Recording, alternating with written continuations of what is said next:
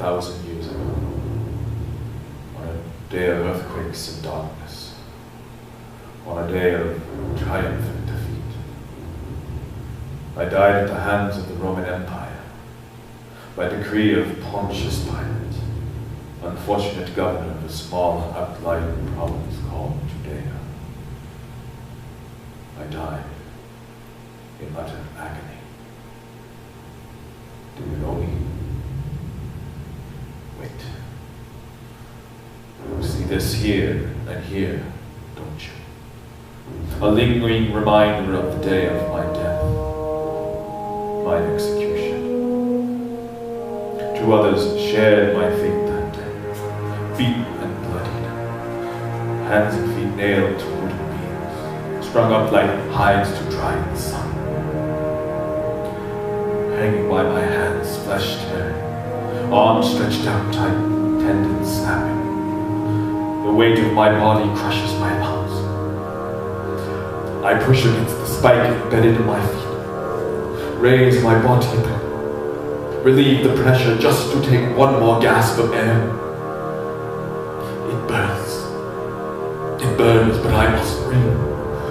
Must breathe. If I can only just raise myself once more. Just one more breath. Just once more. Do you know me? Do you know who I am? Wait. Look. You see this. But look here. What do you see? Surely you know now. This scar here is what killed me. But I was not the first to die that day. There was one who hung beside me. He died first. I watched him die. On his head he bore a ring of twisted locust branches, thorns as sharp as the teeth of a dragon, blood flowing over his brow and to his eyes. His eyes, terrifying to behold. I see misery, anguish that cuts me to the quick, suffering, affliction, a soul ripping apart, something beyond physical torment, an anguish unspeakable. What is it I see? It horrifies me.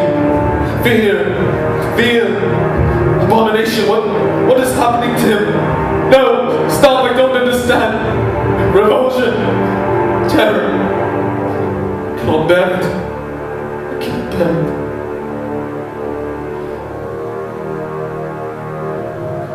This here is what killed me, but it is not what killed him. Isolation, loneliness, despair at ease were the harbingers of his death. Hanging but a few feet from me, I watched as the talons of death took hold and ripped him apart. With a sudden lurch, his whole body went rigid, and he writhed against the nails pinning him down, fighting. His eyes rolled back into his head, and he groaned in anguish, fighting against some unseen torment. And suddenly he cried out, "My God, why have you forsaken me?"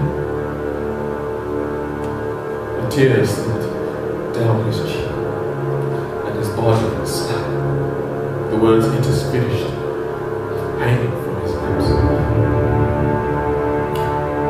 There was another, hanging on a cross beside us, another thief like me.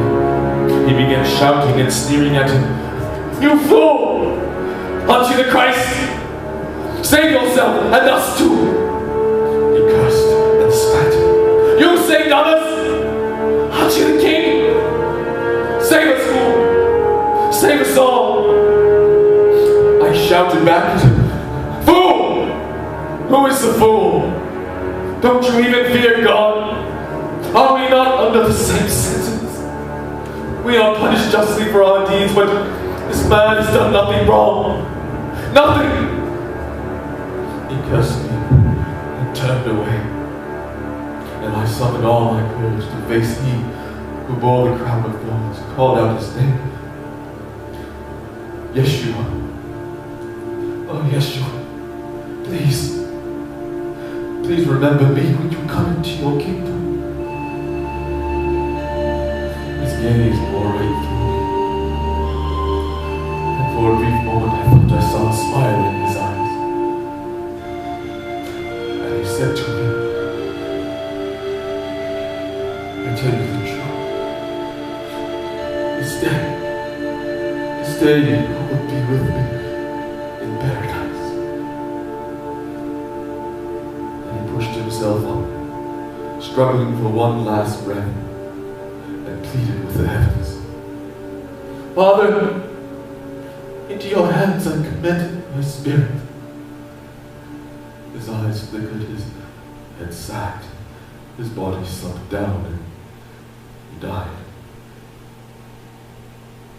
The sudden silence of all heaven and earth, breath bated, a hanging space of time, slow, waiting. Then, with a roar, lightning shattered the sky, the earth quaked and the wind howled. Like the crowd surrounding us cried out in fear. My cross swayed from side to side, threatening to shake me loose. And suddenly I watched.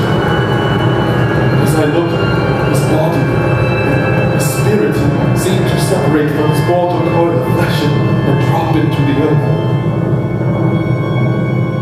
Then all fell quiet. Only an echo of protest in the wind remained, and then even that faded away. Below me, I heard a voice mutter. Surely this was the Son of God. I looked below me, and there, at my feet, a Roman centurion stood wide-eyed, gazing up at the dead body of Yeshua. Then another soldier, a large stone hammer in his hand, rushed up to his superior. He whispered something in the centurion's ear, then, quickly stepping past him, he raised the hammer up to the legs of Yeshua. Laying it on the shin bone, he drew back, ready to strike. "Hold," commanded the centurion. "He's already dead."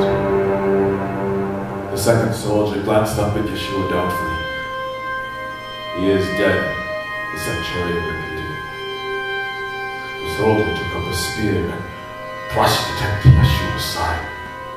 Blood mingled with water flowed from the wound, and his body remained still. Satisfied, the soldier moved on to the other thief and raised a hammer up to his legs. Thud, thud. With two swift strokes, his shins cracked and splintered. His cries of pain were instantly silenced by his own wheezing and gasping. Legs now useless, he began to suffocate. Then, the soldier walked slowly over to me and raised his hammer. He drew back. He swung. My legs cracked in two and gave way. Slumping down with a jerk, my arms stretched tight and my chest clamped down upon me. My mouth gaped wide in a silent scream. I must scream. No air will come. My heart began to thud in my chest, and a throbbing pulse began to pound in my ears. My vision blurred. I must breathe. No air will come. No air. Darkness overtook me. The waking world began to fade into memory, and then death took me. So came my end. And so the story begins.